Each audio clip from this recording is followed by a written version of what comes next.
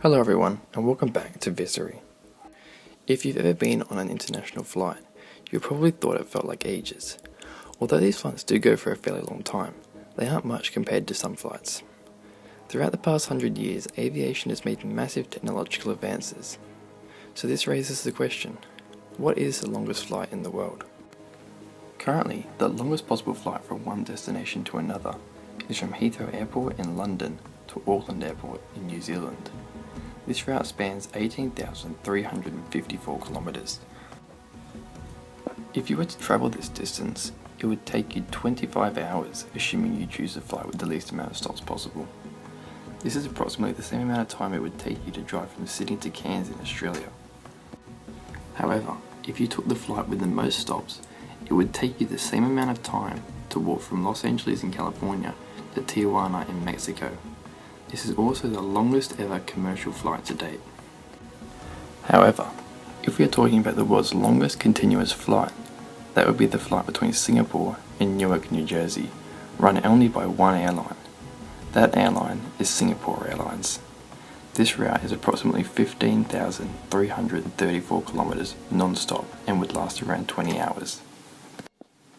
Although these flights may seem extremely long and unreasonable, they are nothing in comparison to some flights that have been flown in the past. On December 4th, 1958, two men by the names of Robert Tim and John Cook set out to break the longest continual flight ever recorded. This project was in need of sponsors to fund the flight. Fortunately, a hotel in Las Vegas called the Hacienda was available.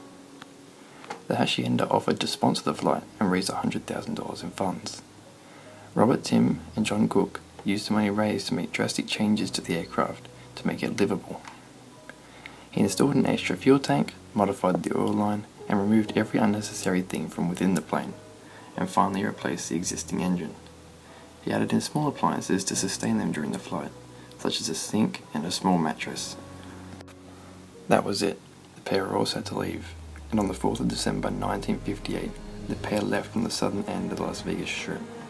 The flight used a very unique way of refueling.